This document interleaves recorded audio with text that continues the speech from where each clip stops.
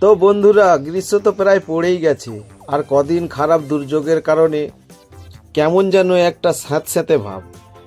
তবে রোদ বেরোলে রোদের তাপে শহর যেন পুড়ে যাচ্ছে। আর হঠাৎ বাজারের এক কোণে হইচই পড়ে গেল, এক বিশাল লরি ঢুকেছে কালীবাবুর দোকানে। হ্যাঁ, দেউলিয়া বাজারে কালীবাবুর দোকানে তরমুজের লরি। চকচকে সবুজ খোসার নিচে লাল রসালো মিষ্টি স্বাদ লুকিয়ে আছে এই তরমুজে। তো আমার তো গ্রীষ্মকালে এই ফল খুবই ফেভারিট। তোমাদের কেমন লাগে? আর গাড়ির সামনে দাঁড়িয়ে রয়েছে কালীবাবুর ছেলে আশিস দা। গাড়ির থেকে এক এক করে তরমুজ নামিয়ে শ্রমিকরা গোডাউন মজুত করছে।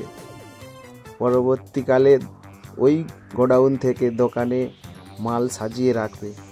সামনে দাঁড়িয়েছিলাম, তাই একটু ভিডিও করলাম। ভাবলাম বন্ধুদের সাথে একটু শেয়ার করি।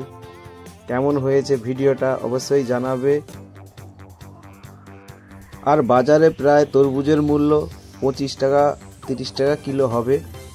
তো যেহেতু এখন রোজা মাস আর গ্রামে গ্রামে মায়ের গান শীতলা পুজো চলছে, তার বিপুল চাহিদা রয়েছে মার্কেটে।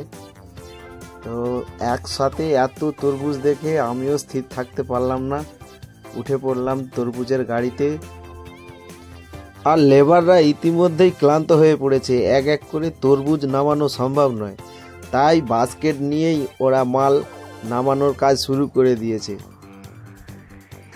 আর তোমরা দেউলিয়া বাজারে এলে কালীবাবুর দোকান থেকে তরমুজ কিনে নিয়ে যেও।